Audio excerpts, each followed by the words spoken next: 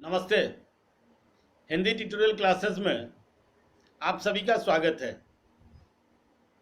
आज एक बार फिर हम लोग हिंदी व्याकरण के अनुसार वाक्यों में अशुद्धि शोधन को फिर समझने का प्रयास करेंगे। हालांकि इसके पहले भी इस पर एक वीडियो मैंने दिया था, बनाया था, आपको बताया, आपको दिया भी होगा। उससे आगे कुछ बातें उसमें बताई गई थी और जो बातें उसमें बताई गई थी उससे आगे हम लोग इस पर चर्चा करेंगे, इस वीडियो में चर्चा करेंगे। तो आइए हम लोग आगे बढ़ते हैं और देखते हैं इसको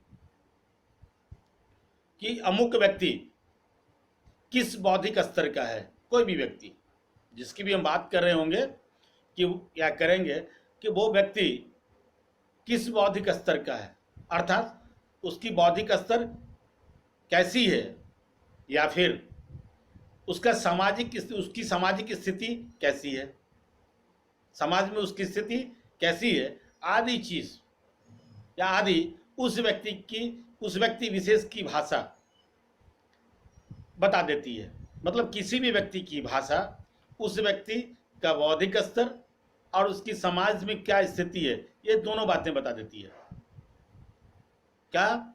तो उस व्यक्ति के द्वारा जो बातें कही जाती है, जिस भाषा का प्रयोग किया जाता है, जिस तरीके से वो बातें करते हैं, वो बात ही बता देती है कि उस व्यक्ति का बौद्धिक स्तर क्या है और उस व्यक्ति की सामाजिक स्थिति कैसी है। ये उस व्यक्ति की भाषा बताने के लिए सक्षम होती है। मतलब किसी भी आदमी का सही मूल्यांकन उसकी भाषा से की जा सकती है।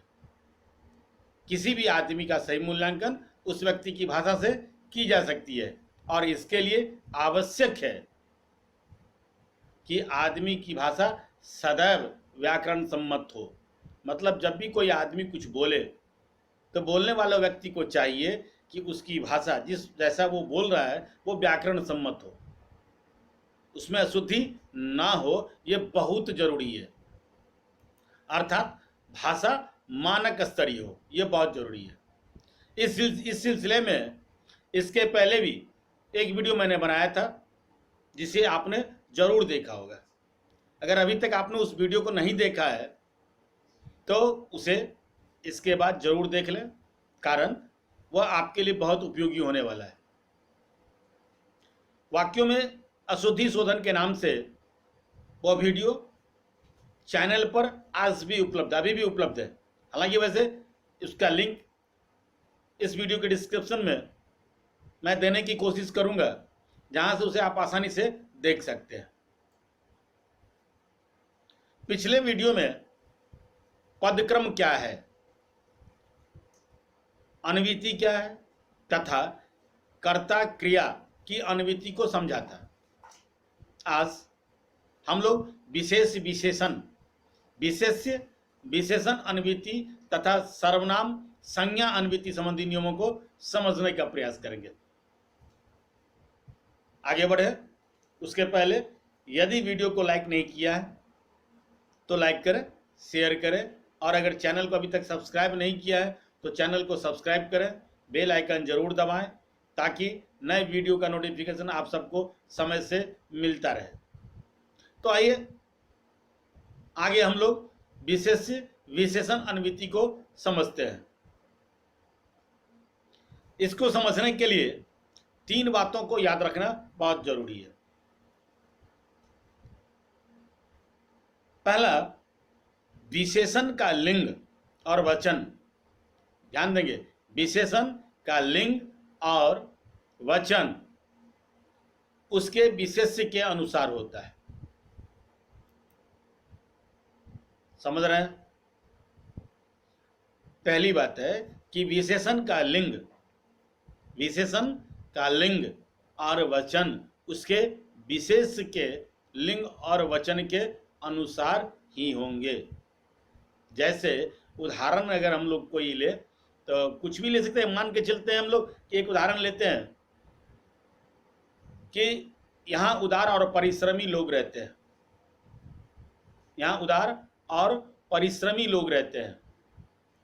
यहाँ पर विशेषण क्या है और विशेष्य क्या है? विशेषण उदार और परिश्रमी। उदार और ये परिश्रम करना जो वो विशेषता बताता है, पर किसकी? तो लोगों की, लोग की। ठीक है। अब यहां देखें, अगर सीधा अगर हम लोग बोलते हैं, लोग, लोग का मतलब कोई एक से मतलब नहीं होता है। लोग का मतलब होता है एक से, अधिक से। पर अगर कोई एक से मतलब हो तो वहां हम बोलते हैं एक लोग, दो लोग, चार लोग, ऐसा हम लोग बोलते हैं। पर अगर सीधा कोई लोग बोले तो इसका मतलब है कोई एक से नहीं, वहां एक से अधिक होंगे। बात समझ में आ रही कि नहीं आ रही? मतलब ये कि विशेषण, ठीक है, जो है वो विशेष्य के लिंग और वचन के अनुसार होगा। विशेषण का लिंग, विशेषण का लिंग और वचन विशेष के, और यहाँ विशेष से क्या है? वो पुल्लिंग भी है और बहुवचन भी है। यहाँ विशेष क्या है? लोग। तो लोग यहाँ पुल्लिंग और क्या? बहुवचन। क्योंकि मैंने कहा ना कि जब अगर लोग बोलते हैं तो लोग का मतलब एक से अधिक से होता है। अगर एक से मतलब हो तो फिर वहां हम बोलेंगे एक लोग, दो लोग, चार लोग, पांच लोग थे, ऐसा बोलते हैं ना। अगर सीधे लोग बोले तो इसका मतलब है कि वो बहुवचन में, ये पुल्लिंग बहुवचन में है, इसीलिए विशेषण का रूप भी हो जाएगा क्या? पुल्लिंग बहुवचन में। तो यहाँ हम बोलते हैं यहाँ उदार परिश्रमी लोग रहते हैं। क्लियर है? इसी तरह अगर हम लोग देखें कि गोरे मुख पर काला तिल अच्छा लगता है, गोरे मुख पर काला तिल अच्छा लगता है, ठीक है, तो यहाँ विशेष क्या है? मुख। क्या है यहाँ पर? मुख। तो मुख क्या है? पुल्लिंग है और एक वचन में, पुल्लिंग है और एक वचन में, इसीलिए अच्छा लगता है, इसीलिए अच्छा लगता है। बात समझ में आ रही है? इसी तरह यदि एक से अधिक की विशेष्य हो, यहां तो एक विशेष्य की बात थी, जब एक से अधिक की विशेष्य हो तब पर भी विशेषण विशेष्य के लिंग और वचन के अनुसार होंगे। विशेषण का लिंग और वचन हमेशा विशेष्य के लिंग और वचन के अनुसार ही होते हैं, जैसे इसके पहले मैंने बताया था। लेकिन जब विशेष्य एक हो तो, लेकिन जब विशेष्य एक से अधिक हो तो भी विशेष्य अगर एक से अधिक हो तो भी विशेषण का लिंग और वचन विशेष्य के अनुसार ही होंगे। किसके अनुसार? विशेष्य के अनुसार। ठीक है, जिसकी विशेषता बताई जा रही है उसके लिंग वचन के अनुसार ही होंगे। किसके? विशेष्य के। क्या? तो विशेषण का लिंग और वचन, विशेषण का लिंग और वचन विशेष्य के लिंग और वचन के अनुसार ही होंगे। अगर विशेष्य एक से अधिक हो तो भी, और अगर एक ही है तो भी, एक अगर विशेष्य हो तो भी उसके विशेषण का लिंग वचन विशेष्य के अनुसार, और अगर एक से अधिक ही विशेष्य हो तो भी उसके विशेषण का लिंग और वचन उसके विशेष्य के अनुसार ही होंगे। क्लियर? जैसे एक उदाहरण हम लोग लें कि वह गिरती उठती बड़ी बड़ी लहरों को निहारती रही, वह गिरती उठती बड़ी बड़ी लहरों को निहारती रही। यहां विशेष्य क्या है? लहर। ठीक है, और ये लहर क्या है? एक लहर है। यहां मैंने कहा कि वह उठती गिरती उठती बड़ी बड़ी लहरों को निहारती रही, बड़ी बड़ी लहरों को। तो लहर है यहाँ विशेष एक है या एक से अधिक है? बिल्कुल सही, एक से अधिक है ना। तो वहां विशेषण भी उसके अनुसार। ठीक है, दूसरा है कि ये एक हुआ। अगला है कि अनेक समास रहित विशेष्यों का विशेषण निकटवर्ती विशेष के मुताबिक होता है, निकटवर्ती विशेष के अनुसार होता है। जैसे भोले भाले बालक और बालिकाएं, भोले वाले बालक और बालिकाएं। पर अगर वहीं अगर हम ले बोले भोली भाली बालिकाएं और बालक, तो ये विशेषण क्या है यहाँ पर? भोले भाले। उसके नजदीक क्या है? बालक या बालिका? पहले वाक्य में बालक और फिर बालिकाएं, तो बालक है तो यहाँ भोले भाले बालक हो गया। अगर यहीं इसके क्रम को बदल दें, अगर बालिकाएं पहले ले आए और बालक बाद में, तो फिर हो जाएगी वो भोले भाले की जगह हो जाएंगे भोली भाली बालिकाएं और बालक। ठीक है। निकटवर्ती विशेष्य क्या है यहाँ पर? बालक है पहले वाक्य में तो भोले भाले, दूसरे वाक्य में निकटवर्ती विशेष्य क्या है? तो बालिकाएं। बात समझ में आ रही कि नहीं आ रही है? तो अगर निकटवर्ती विशेष्य के लिंग और वचन के अनुसार विशेषण का लिंग और वचन होंगे। निकटवर्ती एक से अधिक विशेष्य हैं और उसमें निकटवर्ती जो हों उनके हिसाब से विशेषण का लिंग और वचन होंगे।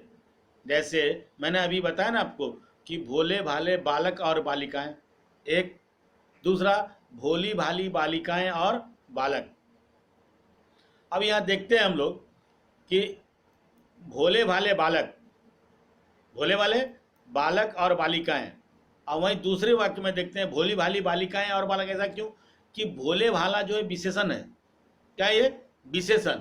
और इसके नजदीक का, इसके निकटवर्ती विशेष्य क्या है? बालक है या बालिका? पहले वाक्य में बालक तो भोले भाले। अब वहीं दूसरे वाक्य में देखते हैं कि भोली भाली बालिकाएं और बालक, तो दूसरे वाक्य में निकटवर्ती क्या है? बालिका, स्त्रीलिंग है ना?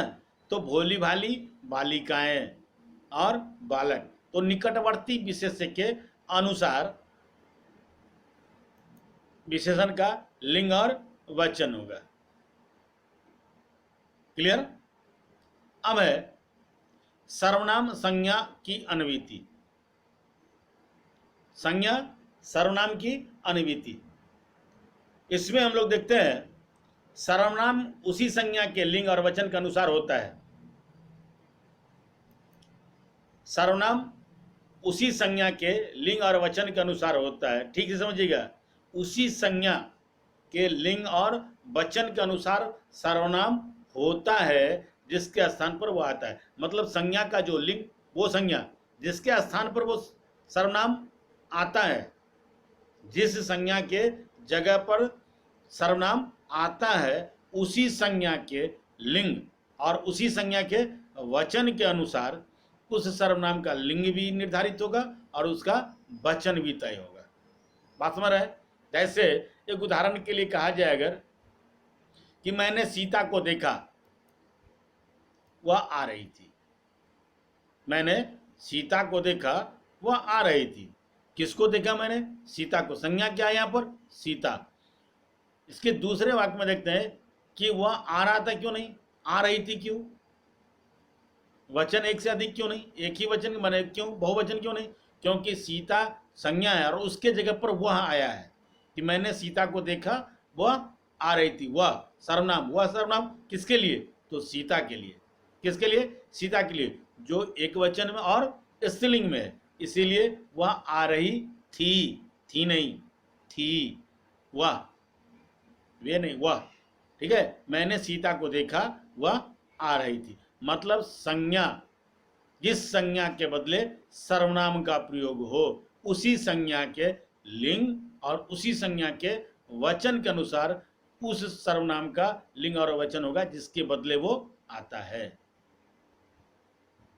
बात समझ रहे ना? मतलब ये कि सर्वनाम का प्रयोग हम जिस संज्ञा और सर्वनाम के लिए करते हैं, जिस संज्ञा या सर्वनाम के स्थान पर उस सर्वनाम का प्रयोग होगा, जिस संज्ञा के लिए, जिस संज्ञा के लिए सर्वनाम का प्रयोग होता है या के स्थान पर आता है उसी संज्ञा के लिंग और वचन के अनुसार उस सर्वनाम का लिंग भी होगा और उसके वचन भी। क्लियर है? जैसे एक और उदाहरण हम लोग ले लें कि मैंने सतीश को देखा, वह आ रहा था। पहले वाक्य में मैंने देखा कि मैंने सीता को देखा, वह आ रही थी। दूसरे वाक्य में हम लोगों ने कहा कि मैंने सतीश को देखा, वह आ रहा था। यहाँ सतीश संज्ञा है, इसके बदले वो आया है, एक वचन सतीश है तो वो सर्वनाम भी एक वचन में आया, और सतीश पुल्लिंग है तो वो आ रहा था। क्या था? आ रहा था। और वहीं ऊपर में सीता स्त्रीलिंग है तो आ रही थी। ठीक है। सीता स्त्रीलिंग है एक वचन में, तो वह आ रही थी। नीचे सतीश एक वचन में पुल्लिंग है, तो वह आ रहा था। बात समझ रहे हैं? मतलब ये कि सर्वनाम का लिंग और वचन उस संज्ञा के लिंग और वचन के अनुसार ही होता है या होगा जिसके स्थान पर उस सर्वनाम का प्रयोग किया जाता है या आता है, सर्वनाम आता है उसी के अनुसार वो होगा। क्लियर? दूसरा है कि आदर देने के लिए, आदर देने के लिए बहुवचन सर्वनाम का प्रयोग होता है। भले ही वो एक वचन में ही क्यों ना हो, अगर वो एक वचन में ही हो तो कोई दिक्कत नहीं है, लेकिन आदर देने के लिए, अगर किसी को आदर देना है, कोई व्यक्ति आदरणीय है, सम्मानित है, श्रद्धेय हैं, तो उनको आदर देने के लिए हमेशा बहुवचन का प्रयोग होता है, बहुवचन सर्वनाम का प्रयोग होता है। सर्वनाम का तो प्रयोग होगा उनके लिए, भले वो एक वचन में हो, पर उनके लिए जब सर्वनाम का प्रयोग होगा तो वो बहुवचन की तरह सम्मान देने के लिए, क्योंकि वो आदरणीय है, सम्मानित है, श्रद्धेय है, हमारे लिए हमारी श्रद्धा उनके प्रति श्रद्धा समर्पित करने के लिए, श्रद्धा व्यक्त करने के लिए, उनके प्रति समर्पण व्यक्त करने के लिए हम हमेशा बहुवचन वाले सर्वनाम का प्रयोग करते हैं, सम्मान देने के लिए, आदर देने के लिए, आदर को सूचित करने के लिए। ठीक है। जैसे वे चाचा जी आए हैं, चाचा जी आए हैं, आया है नहीं, अगर ऐसा कोई बोलता है तो वो गलत हो जाएगा। सम्मान देना है ना, उनसे बड़े हैं, तो चाचा जी आए हैं, है नहीं। वे एक सप्ताह रुकेगा नहीं, वे एक सप्ताह रुकेंगे, वह एक सप्ताह रुकेगा, ऐसा नहीं बोलना है। वो हमसे बड़े हैं, वह हमारे सम्मान के पाने के लायक हैं, तो हम वहाँ वह के जगह पर वे बोलेंगे। क्या बोलेंगे? वे, बहुवचन, वह नहीं बोलेंगे। भले वो एक ही हो, एक वचन के हैं, पर उनको सम्मान देने के लिए, आदर देने के लिए हम वह की जगह पर वे बोलेंगे। क्या बोलेंगे? वे एक सप्ताह रुकेंगे, वह एक सप्ताह रुकेगा नहीं, ऐसा नहीं। तो मतलब ये कि आदर देने के लिए बहुवचन वाले सर्वनाम का प्रयोग होता है या फिर वो किया जाता है। क्लियर? अगला है वर्ग का प्रतिनिधि अपने लिए मैं के स्थान पर हम का प्रयोग करता है। बात समझ रहे हैं? वर्ग का प्रतिनिधि मतलब समूह। अगर किसी एक वर्ग या समूह को सूचित करना हो, ठीक है, और उसका जो प्रतिनिधि होता है, जो उसको रिप्रेजेंट करता है, वो अपने लिए सिर्फ अपनी बात नहीं करता, वो पूरे वर्ग, पूरे समूह को प्रतिनिधित्व करता है। वो जब भी कोई काम करता है या जब भी वो कुछ कहता है तो वो सबके लिए कहता है। जब भी कुछ करता है तो सबके लिए करता है, समूह के लिए करता है। ठीक है। इसीलिए जब कभी वो मैं बोलता है तो मैं नहीं उसको बोलना चाहिए, हमेशा उसको हम बोलना चाहिए। तो वहाँ क्या करेगा वो? हमेशा हम। इसीलिए जैसे उदाहरण के लिए हम लोग बोले, मंत्री जी ने कहा कि हमें अपने देश से अशिक्षा दूर करनी है, हमें अपने देश से अशिक्षा दूर करनी है। अकेला नहीं कर सकते वो, उसमें सबकी सहभागी सबका सहभागी होना जरूरी है, सबके सहयोग की आवश्यकता है। और वैसे भी वो पूरे समूह या एक छत्र मने सबका वो प्रतिनिधित्व करते हैं, सबको वो रिप्रेजेंट करते हैं। इसीलिए वो कभी मैं नहीं बोल करके वो हम का प्रयोग कर देंगे। क्या चीज़ का? हम का प्रयोग करते हैं। ठीक है। इसीलिए मंत्री जी ने कहा कि हमें अपने देश से अशिक्षा दूर करनी है। मतलब ये कि वर्ग एक प्रतिनिधि अपने लिए मैं के स्थान पर हम का प्रयोग करेंगे। क्या करते हैं? वर्ग का प्रतिनिधि किसी समुदाय, किसी समूह, जहाँ जो व्यक्ति एक से अधिक का प्रतिनिधित्व करता हो, एक से अधिक लोगों को जब प्रतिनिधित्व करता हो, एक से अधिक लोगों का या एक से अधिक लोगों को जब लोगों के जब जो कोई प्रतिनिधित्व करता है, तो फिर वहाँ मैं नहीं हम का प्रयोग करता है, और हम का ही प्रयोग करना चाहिए। एक से अधिक लोगों को रिप्रेजेंट करने वाले जो लोग हैं, वो अपने आप के लिए कभी मैं का प्रयोग नहीं करके वो हम का प्रयोग करेंगे। ठीक है, ये थे वाक्यों में अशुद्धि शोधन के लिए अनुवृत्ति पर आधारित मेरे ये दूसरे वीडियो थे। आशा है यह वीडियो आपको पसंद आया होगा। वीडियो पसंद आया हो तो लाइक करें, शेयर करें। चैनल को अभी तक सब्सक्राइब नहीं किया है तो चैनल को सब्सक्राइब करें, बेल आइकन जरूर दबाएं ताकि समय से आप सबको नए वीडियो का नोटिफिकेशन मिलता रहे। तो आज के लिए अभी बस इतना ही। मिलते हैं फिर इसी कड़ी के अगले वीडियो में, जिसमें हम लोग पदक्रम संबंधी नियमों को समझने का प्रयास करेंगे। अगले वीडियो में पदक्रम से संबंधित जो नियम है उस नियम को समझने का प्रयास करेंगे अगले वीडियो में। आप देखते रहिए हिंदी ट्यूटोरियल क्लासेस। धन्यवाद।